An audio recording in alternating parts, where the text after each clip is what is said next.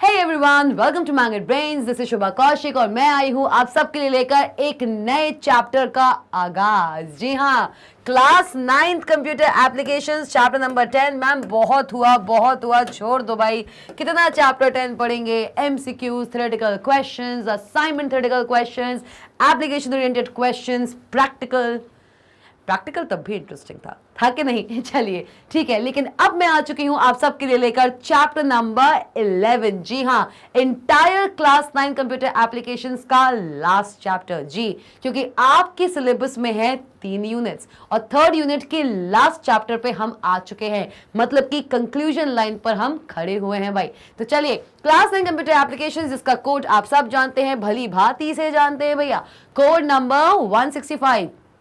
Unit है 3, office tool, spreadsheet tool, ओ Calc part 2। जी हाँ, Calc 1 हो चुका है। चैप्टर 10 कैल्क का फर्स्ट पार्ट हमने कर लिया है कंप्लीट। अब बारी आती है कैल्क सॉफ्टवेयर के अंदर थोड़े एडवांस फीचर्स की तरफ भागने की, बढ़ने की नहीं। अभी धीरे धीरे चला जा रहा था, अब भागने की बारी आ चुकी है। जी हाँ, कैल्क सॉफ्टवेयर, मैंने जैसे ही बताया था आपको चैप्टर नंबर 10 शुरू करने से पहले ही मैंने आपको ये बात बता दी थी, हिंट कर दी थी कि कैल्क सॉफ्टवेयर बहुत वास्ट है भैया।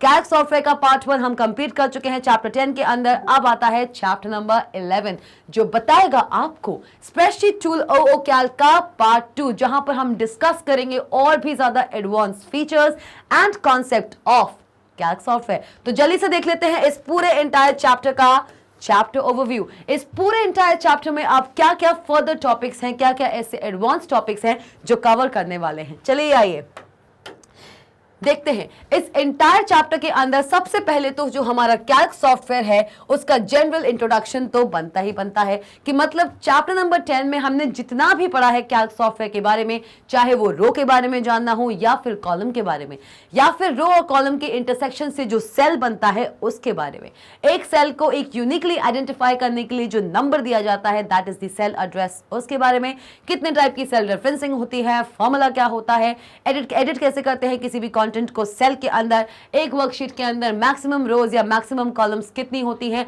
और क्या होता है फंक्शंस। ये सारी चीजें हम देख चुके हैं स्प्रेडशीट टूल ओ कैल्क पार्ट 1 में, जो कि था हमारे इस एंटायर कोड 165 का चैप्टर नंबर 10।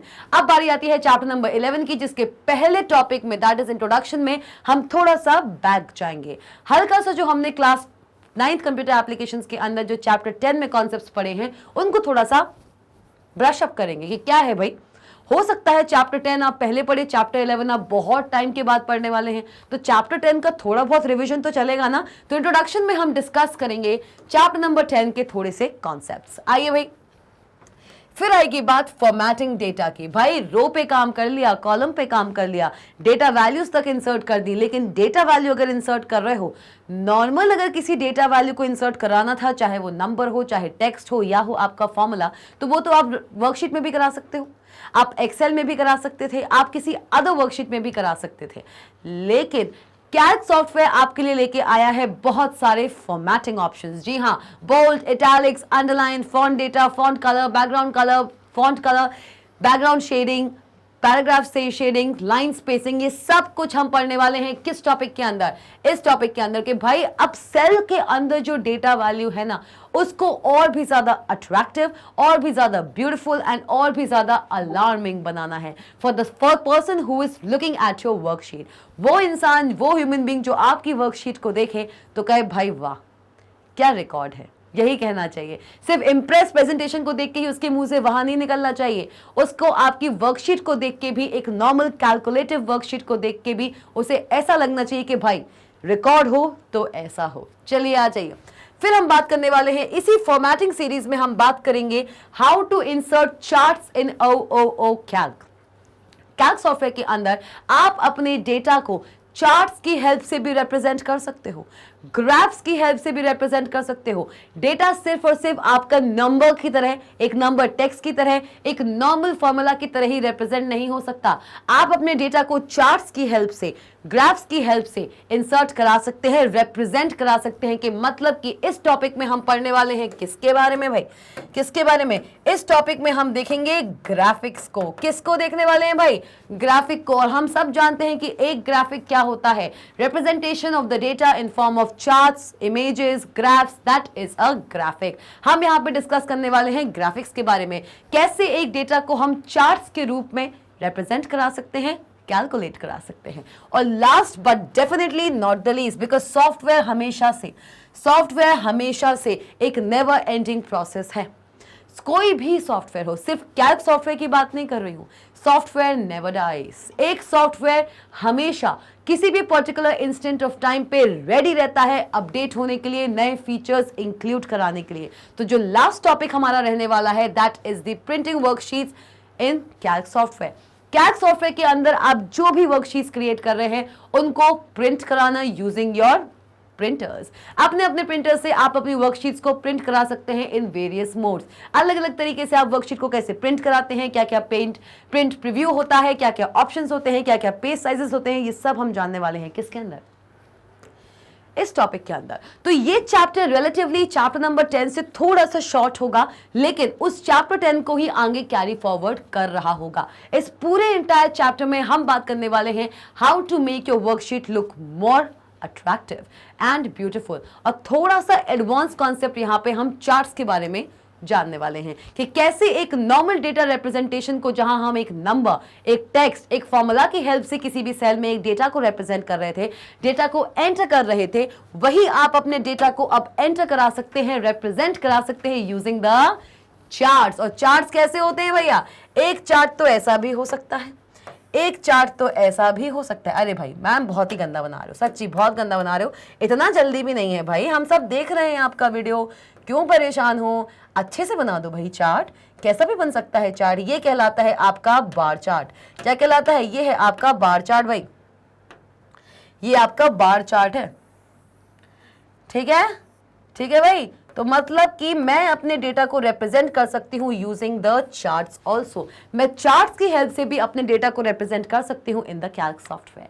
तो भाई ये चैप्टर भी बहुत ही अमेजिंग होने वाला है, जैसे कि हमारा चैप्टर नंबर 10 था। जस्ट लाइक चैप्टर नंबर 10, ये चैप्टर भी हमारा अमेजिंग होने वाला है। और इसी के साथ साथ एक और अमेजिंग बात मैं आपको बताने वाली हूँ कि भाई magnetbeans.com, जी हाँ, magnetbeans.com लेकर आया है आप सबके लिए exciting top courses, CBSE English medium, spoken English, CUET, NTSE, olympiad, और यहां तक कि भाई सीबीएसई हिंदी मीडियम भी है। भाई कौन पढ़ाता है हिंदी मीडियम? हम पढ़ाते हैं भाई। कौन कहता है, किसने कह दिया आपसे कि हिंदी मीडियम में सीबीएसई बोर्ड नहीं होता है?